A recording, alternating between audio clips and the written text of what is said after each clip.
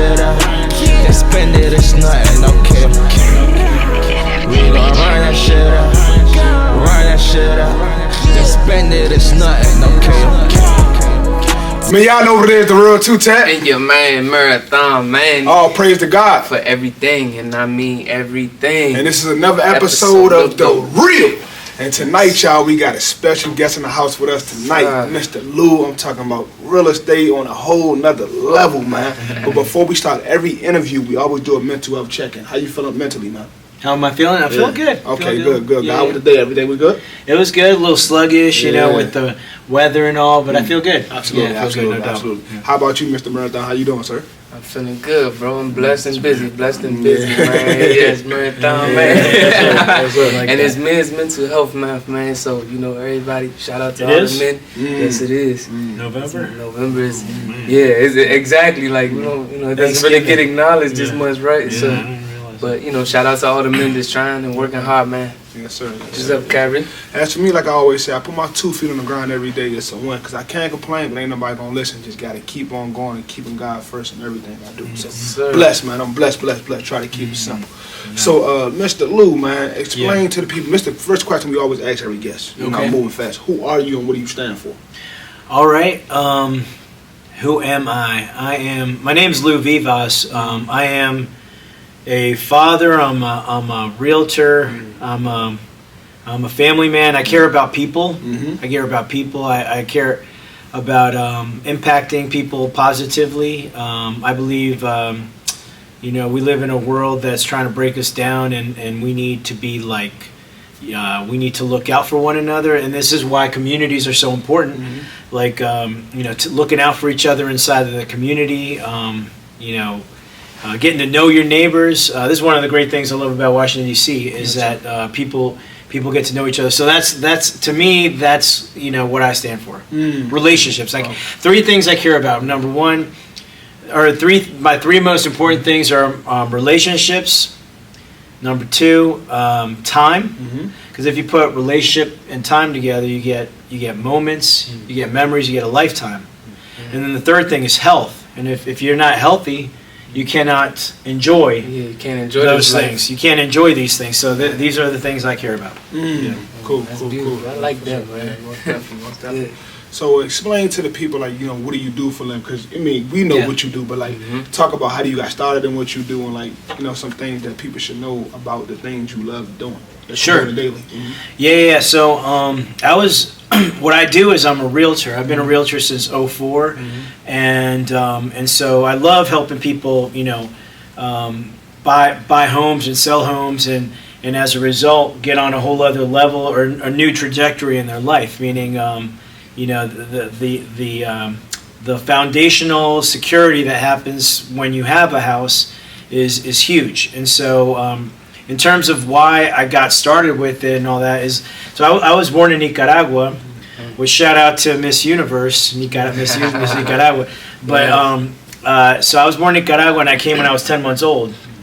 And so when I came, I moved to New York, then to Silver Spring, and then to Gaithersburg, and then eventually to Germantown. And but the point is, when I came, the reason I moved to New York initially was because my grandparents, uncles, and aunts are over there from my mom's side.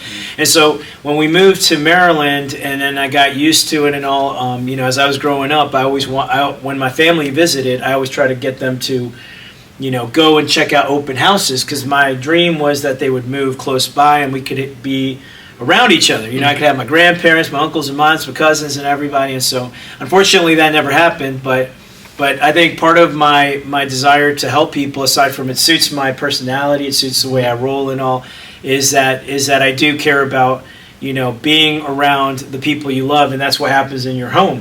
You know, and hopefully you're fortunate enough to live with multi-generational homes where you have obviously father, mother, and children, but also possibly even your parents and, you know, and family close by. I think that's very important to our culture. I think it helps people, and I think part of the reason why people are so disrespectful and they don't really have wisdom. There's no wisdom is because they're missing that connection to their elders. Right. You know what I'm saying? It's ridiculous. It's not good.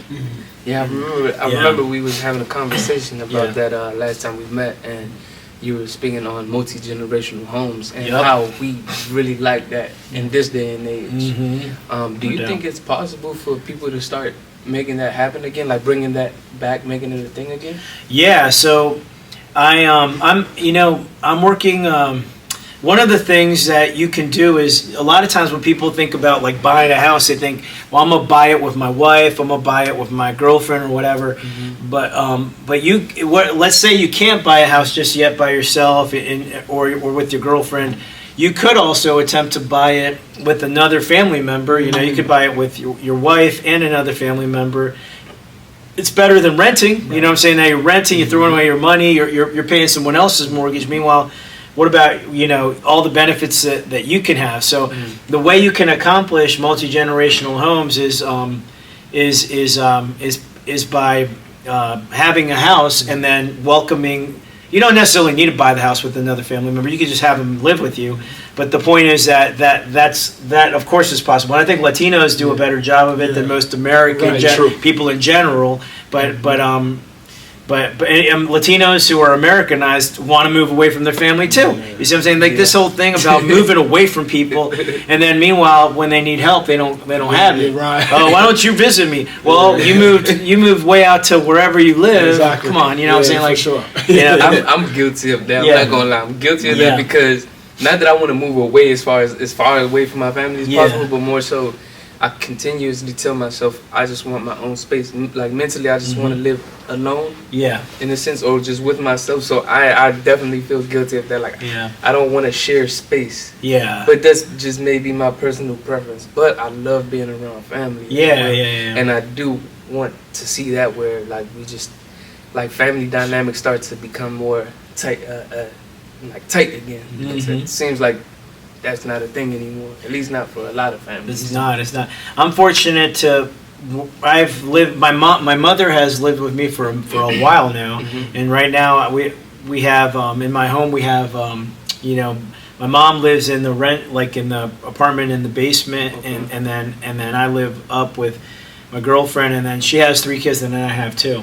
So it's pretty big. You know, it's a big, lots of family. Lots. It's also multi-generational and stuff, and of course, I love visiting my family in New York. My grandfather just turned 90. My grandma just turned 86. Yeah, that is a blessing. And I'm very grateful for my beautiful family. So, yeah. For sure. Yeah. Wow, So wow. when you first got into real estate, did you already know that this was something that you were going to be passionate about, or that you wanted to get into, or what? I was like you said, you were inspired by your family to do it. But did you know going in? Did you know? All right, this is what I'm gonna do. Not necessarily. Like I definitely, I work.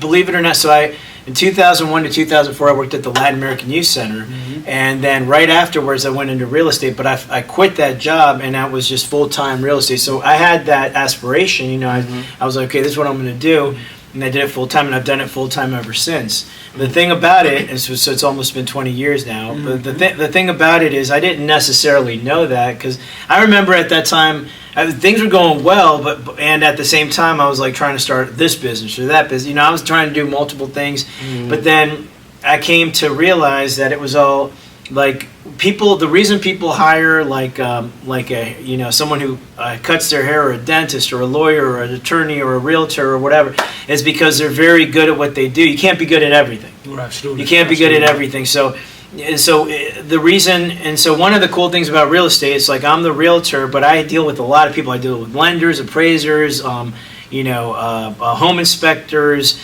contractors, all kinds of people that are surrounding a house, and everybody is great at whatever they do. So I have to be great at what I do, and I want to surround myself with people that are great at what they do, and that way we got this. You know what I'm saying? We can take care of people, and this is the same way you handle anything, really, like in a home or even in sports is a good analogy. Not everybody can be the quarterback, but you got the quarterback, you got the linebackers, wide receivers, fullbacks. Together they make it happen. Exactly. If you want to win the Super Bowl, you got to work together, and everybody's got to do their part very well. And that's what I want to surround myself with, people who are great at whatever they do. Perfect. Yes. Wow, that was amazing. So talk about the differences between renting and owning.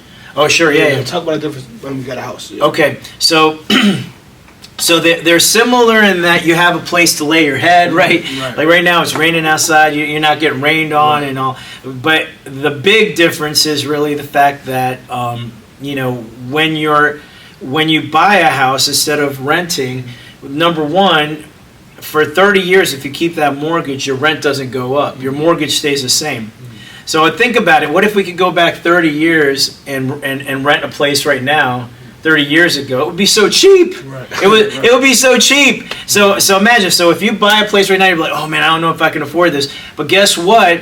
As time progresses, it's going to seem smaller and smaller and smaller because rents are going to go up and up and up. And so that's the problem. Number one with renting, rents go up, and so you're like, oh, I'm scared to buy because now I'm gonna owe something. Well, you already owe something. You owe every single month. You owe something. And then usually every certain amount of years the rents go up, and that's not good. And so number two, you also when you're paying your mortgage, you get to you get to pay a portion of that goes to the principal. So let's say you bought a house for $700,000, and you put and so every time you and then you put down 20 per, let's use a round number, let's say 500,000, and you put down 20%, so 400,000, and then every time you pay your mortgage, it's going from 400,000 to 495,000. I mean 395,000, 393, etc. It goes down a little bit every and so the amount you owe goes down. And so, in essence, you're automatically, by paying your mortgage, almost creating a savings account. It's a forced savings program. You're automatically putting money into the house. And so that's the second benefit. You're putting money into the house. The third benefit is in places like D.C. or really all around the world, around the United States, properties tend to appreciate. So now, not only are you bringing down the amount you owe, but it's also the value's going up. The value's going up. So it used to be worth $500,000. Now it's worth $700,000, then $1 million, etc. You see, and so not only are you chipping away at it little by little, but on top of that, you're getting the value that everything's going up in value. And then on top of that, you got the other benefit of tax incentives. So when you pay your mortgage payment, there's four things that go into a mortgage payment. There's principal, interest, taxes, and insurance. Your interest payment is tax deductible. So whatever you pay on your interest payment, you tell your accountant, you can deduct it from your taxes, and it helps your taxes. That means you get more money back, or you owe less money. You see, so that's another benefit. You know what I'm saying? And then there's even more benefits. When you rent, you usually can't do nothing to the house. Maybe paint it. That's it, yeah. Maybe paint it, right? Yeah. So when you own it, you can paint it, you can renovate the kitchen, you can put new floors, you could if you have that's if you have a condo. But what if you have a house? You could do a lot more. You could possibly expand it. You could do all kinds of stuff. The point is, you can add a lot of value, and so. You're not going to do that for your landlord, and your landlord doesn't even want you to do that for him.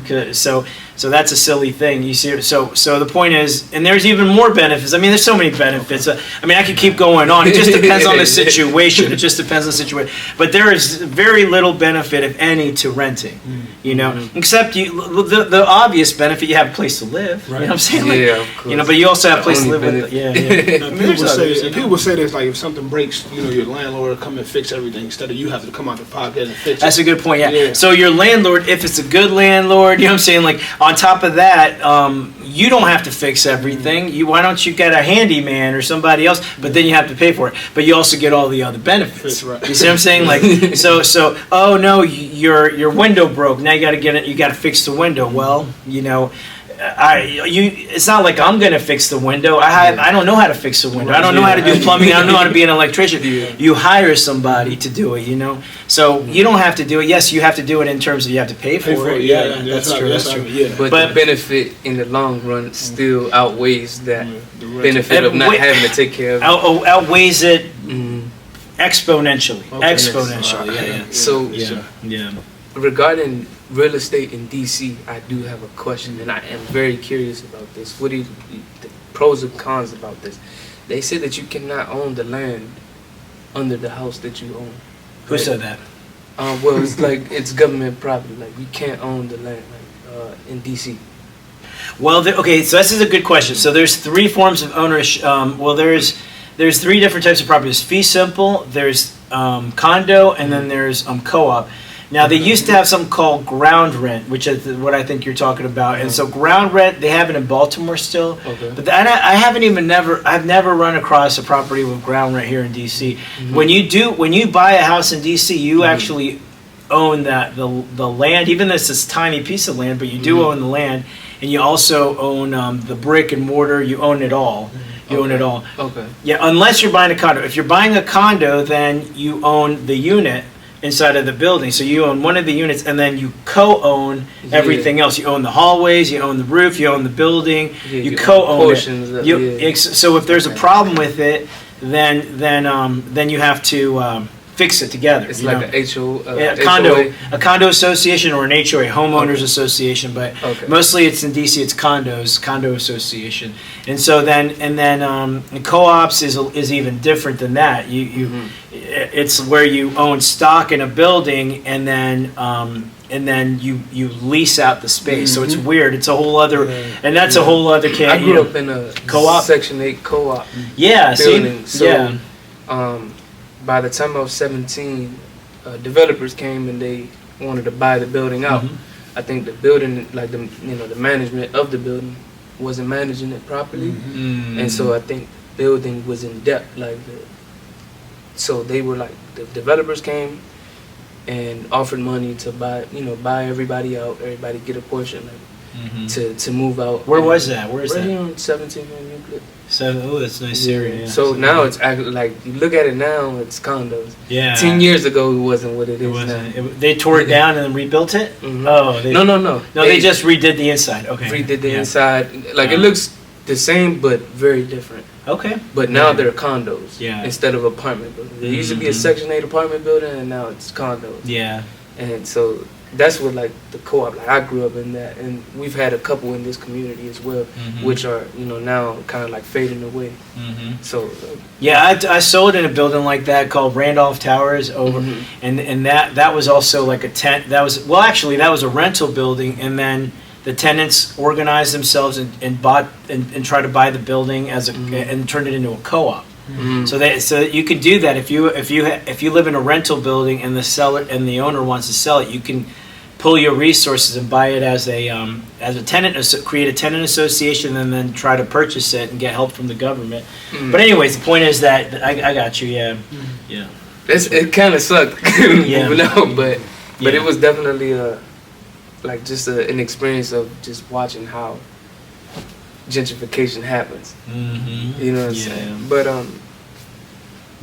well, just because you said gentrification, like gentrification has a bad reputation, right? Yes. And so it's like, but all I'm saying is, if you buy a house, then the odds are you're going to benefit from gentrification. But if you don't buy a house, as the housing gets a lot more expensive, and then rents go up a lot, and now you can't even afford to live in the neighborhood. Now you got to move out somewhere else, so you don't want to live at. You see, because you love this neighborhood. You were saying that too, and it was a very good point. I was like, for example, there's a lady in. There are a few Nicaraguenses in DC, right? But this lady is Nicaraguense. So back in 1999, she bought this building this row house on 14th and Oak, and then I sold it for her. When she bought it for a little under $200,000, and when I sold it for her, I sold it for $1,250,000. You see that? So less than 20 years later, it went up in value over. About $1 million, like 10 times over. It's like went 5 times.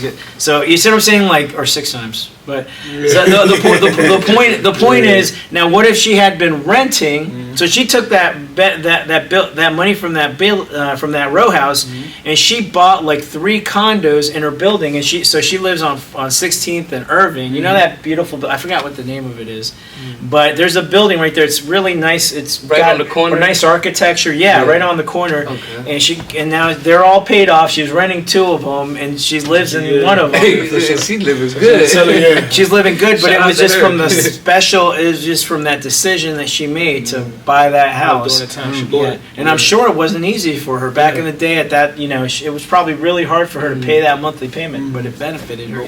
Most definitely, most definitely. Yeah. Wow. That's crazy. So we tend to try to like reach out like to a lot of young people, right? Mm-hmm. So I mean, awesome. some advice that you would have for people that are like young people in early 20s, starting out, maybe starting a career, or as far as like getting real estate, owning real estate, like what's the first steps that they can take towards becoming homeowners? Yeah, that's a great question. So, number one, just because you're younger doesn't mean you shouldn't get a house. I've sold houses to people who are a lot younger, and in that situation, there have been several instances where two friends bought a house, so they were partners in buying the house, and then they ended up moving away and renting it, and they're still renting it now. But the main form of advice I have is I remember when I was I grew up in Germantown, went to high school, then went to I went to Seneca Valley, then I went to the University of Maryland. First thing that happened at the University of Maryland is everybody was trying to give me a free shirt if I signed up for a credit card. Yeah. Don't do that. Don't do that. So these companies are trying to take advantage of you, try to give you a credit card so that put you in debt. So you already starting life off in debt. So don't do that. Don't do that. Okay. So I think it's a good idea to get a credit card, but make sure that you use it wisely. And then also, try to save your money. You want to have fun, but at the same time, try to save up a little bit of money. Now, the good news is DC's got some great programs, Let's talk about Yeah, DC's got some great programs. Now, it's all Maryland, Virginia, and DC have great programs, but DC's got some really amazing programs. For example, HPAP, which is I'm going to be doing a seminar for HPAP December 16th. At the Latino Economic Development Corporation, which is right next to LAYC. Yeah, I hear that, right? Yeah. But you can't just come though. You gotta sign up for it, and you gotta they vet you, meaning they want to know that you're serious. So you got to start working on your credit. Like they'll help you to do all kinds of stuff. They'll help you work on your credit. They'll help you figure out what programs you apply for, you qualify for. And so the point is with HPAP, you can get up to 200 and 2,000, but that's usually that's a very unique situation. But usually it's pretty easy to, it's a lot easier to get from 40,000 or a little more. And so the point is that money right there is going to go for you to buy your first place. You know what I'm saying? And then the cool thing about it is the first 6 years, the first 5 years, you don't have to pay anything. On year 6, you start paying. It's free money. What that means is that you're not paying interest. There's zero interest. Okay. So you're just paying back whatever you owed, and so free money is different than a grant. A grant is when you get money gifted to you, right, like straight up a gift. You don't have to pay it back, period. But remember that money in the bank is worth a lot less than invested in a property or anything that appreciates, because money as time progresses becomes smaller. Think like 10 years ago, I could have bought a property with a lot less money that it's a lot bigger. You see what I'm saying? Like even right now, inflation. Inflation. So everything, when as things appreciate, that they become more expensive. So keeping money in the bank just like that is not the best thing. But you do need to save a certain amount of money to buy a property, and HPAP's a great way to do it. There's also another program at Citibank that if you buy in a low census tract, the Citibank will give you a grant or will actually gift you money. It's not free money. It's straight up a gift. They're giving you a gift, $7,500 to buy a house in a low income census tract in Columbia Heights, and I think a lot of Adams Morgan are low census tract areas because they're looking at census tracts from back in the day, and they're not taking into consideration how expensive it is now. Now for the viewers who don't know, because I don't know this, what is a census tract? So it's kind of like every 10 years the Census Bureau what the Census Bureau goes out and they interview everybody everywhere around the United States to figure out how many people you have in your home, what your income, like they try to figure everything out. How much your home is worth? Are you renting or do you own, etc. And so that information is used by so many different places, including banks for lowest interest rate, but also politicians. Politicians are really bad about using that information to gerrymander, to create districts. So this is why you have crazy people in southern or Republican states that say crazy things, and they're never going to get. They continue to get reelected even though they're insane. It's because the census tract is so odd that they're piecing together all the people that are equally a bit crazy, and so or believe things that are not accurate, and they try to dispower brown people basically. They're trying to because they're creating this crazy census. This is why it's important to vote, and so that we can get these crazy people out of office, and we can actually get stuff accomplished that's going to help people, not just help billionaires. You know what I'm saying? It's not cool. So I have a question for you, man. Yeah. Why is it that when people pay their house off, they pay their mortgage off, then they refinance the house, right? And also, when you pay your mortgage off, why am I still paying property taxes if I own my house? Why am I still That's a good question. I was thinking that because when you said you don't owe your land, the truth is that in the United States, you pay taxes, right? And if you don't pay your tax, so what are taxes used for? So in a way, you kind of don't completely and thoroughly own your land. So unless you're going to the Pacific Ocean, you find an island that doesn't belong to nobody, and somehow you can take it. The point, every single country, most countries, pay property tax, and so it doesn't matter if you paid it all off. But what happens is when you do get a mortgage, the four things in a mortgage payment include taxes. So, but you do have to pay. And what are taxes used for? They're used for schools. They're used for roads. They're used for. So what if we were out in West Virginia living in some rural area where there isn't even a road coming to us? Right.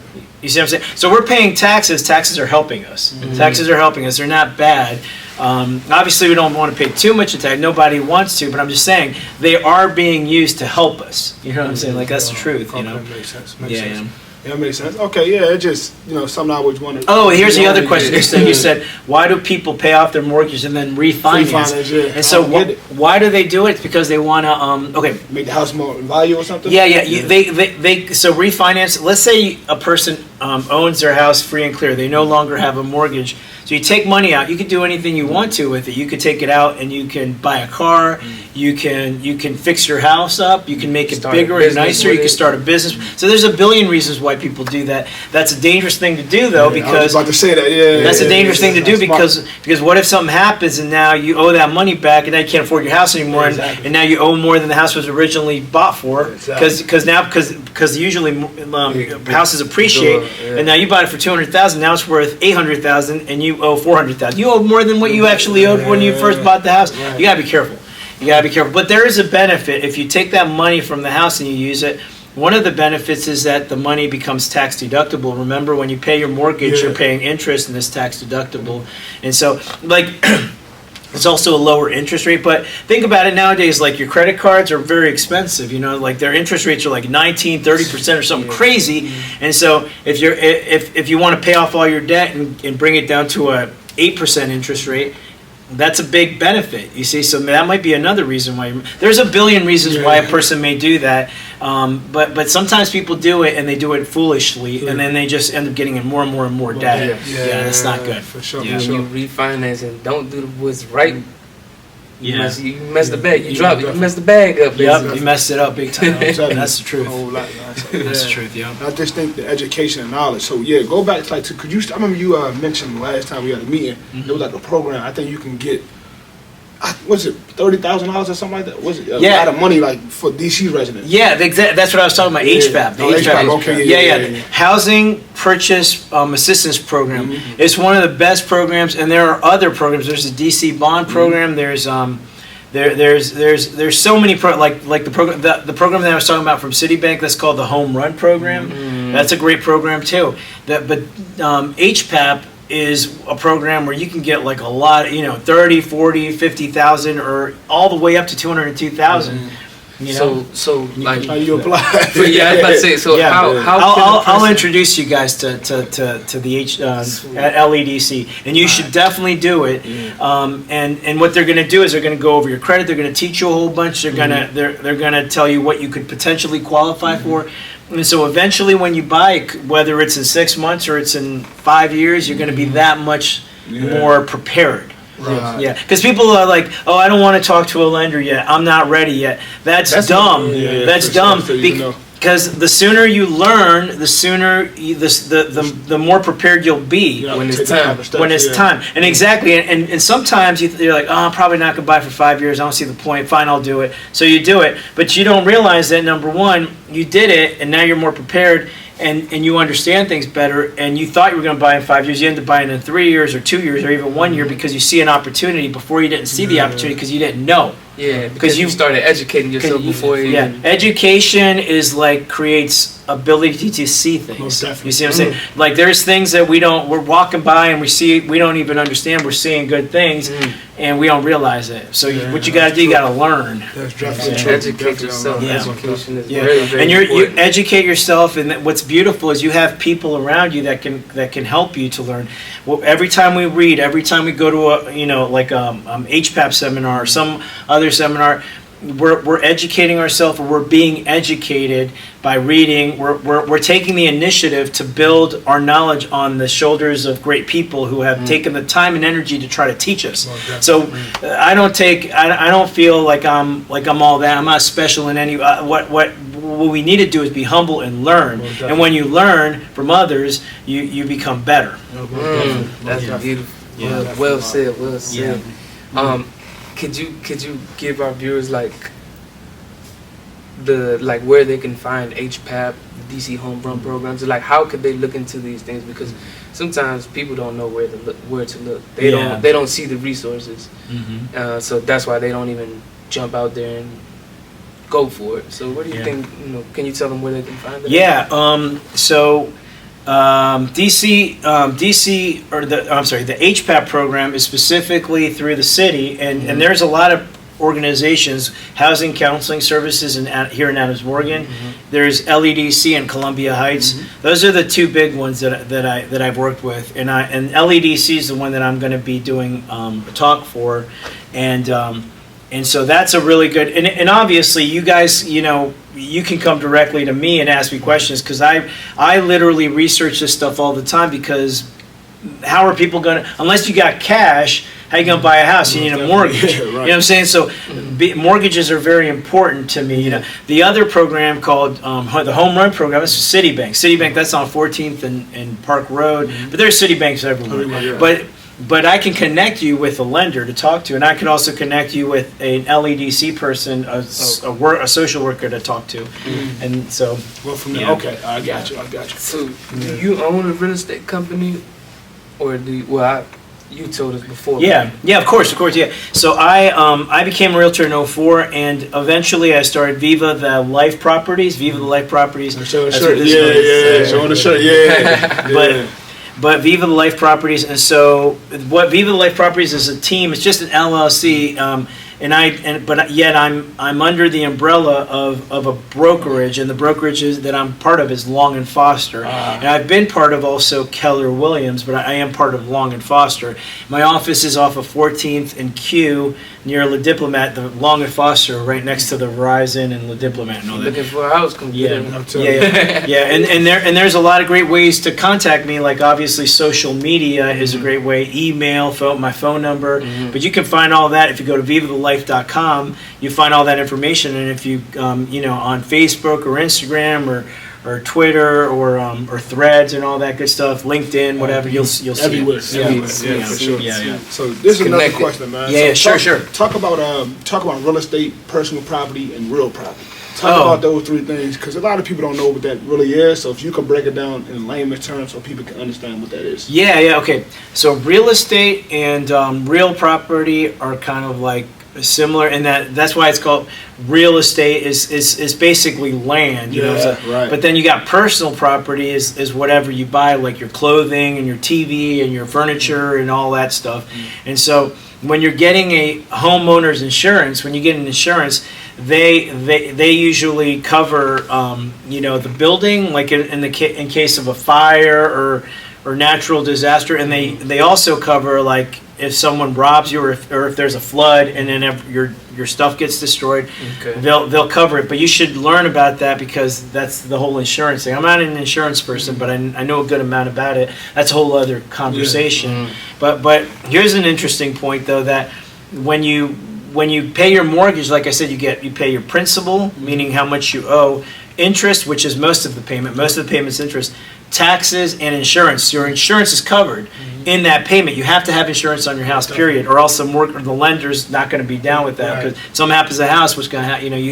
You're forced to pay insurance. Now, if you're renting, you should. You're not forced to, but most landlords want you to get property insurance or renter's insurance, which means that if something happens to your property, the landlord is not going to give you your property back. You need to get insurance for yourself. But what if someone breaks into the house, steals your stuff? That's your personal property, and that's the renter's insurance type situation. Okay. Yeah. Cool. Yep. I have a question on this method of, this is an idea of what I would like to do, and I want to know if it's a good idea. Okay. As far as owning real estate. I think my first move would be to move into a condo. Because I'm single, don't have a family, just me and my son, right? That would be my first move, like as far as owning real estate.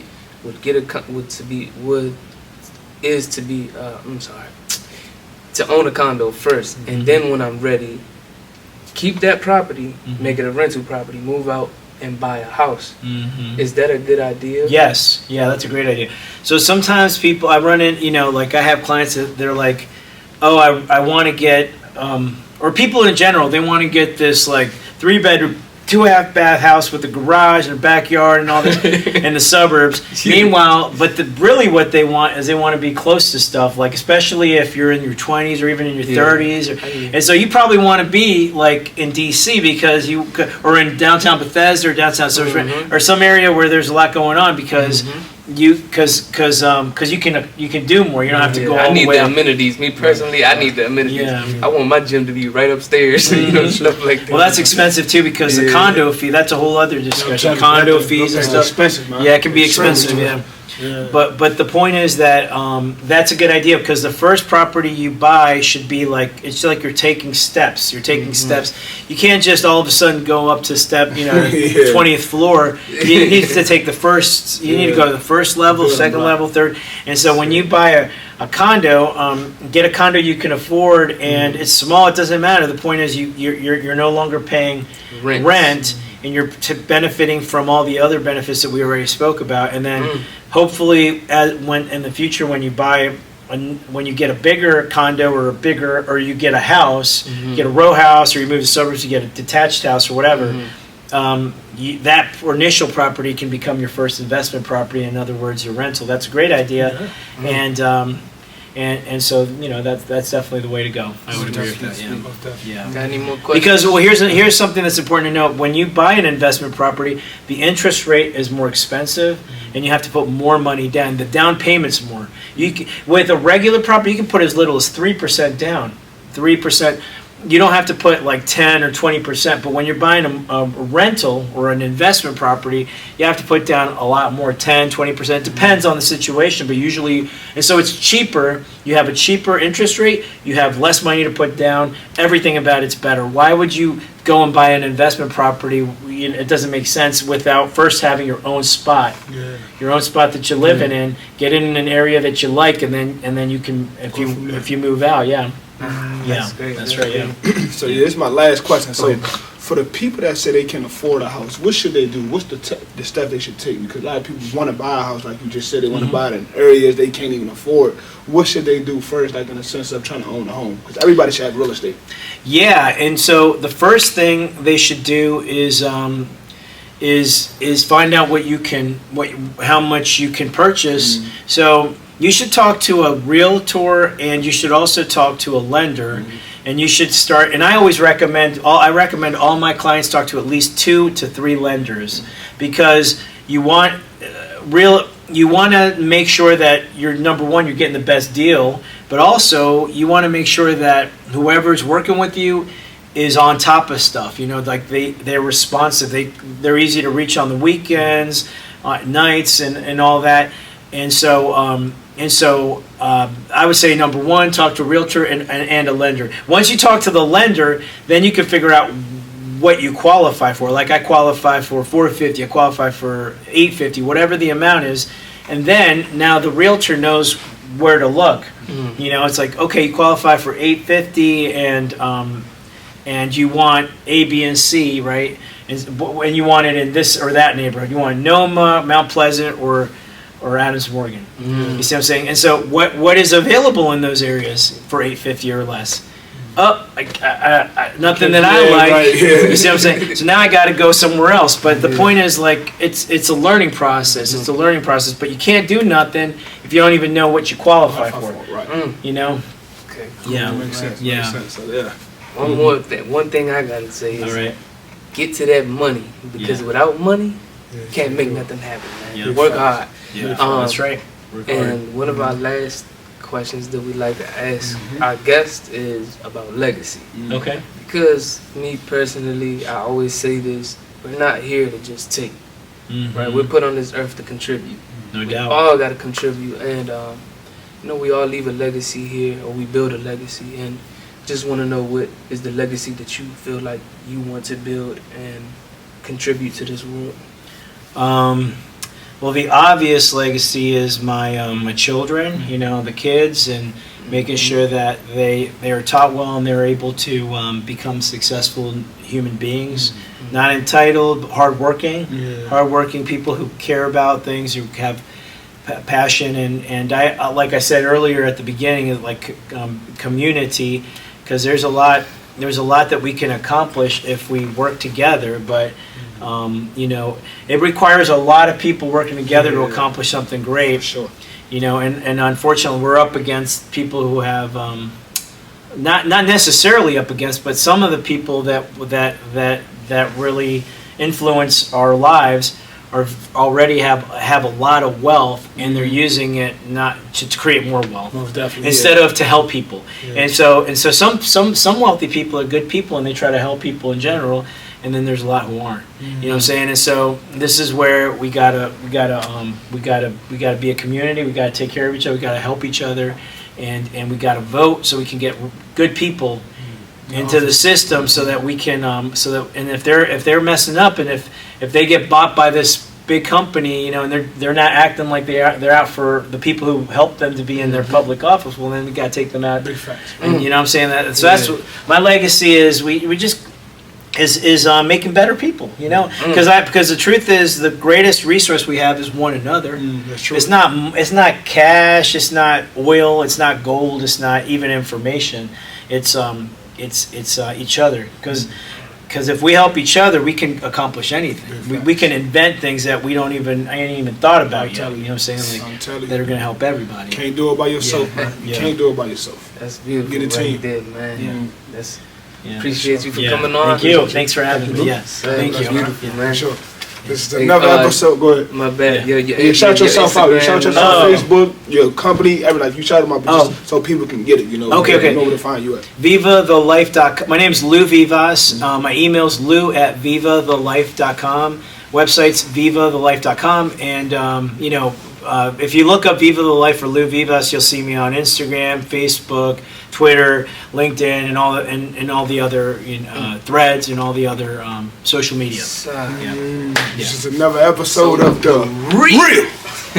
Let's go. Let's go. That's good.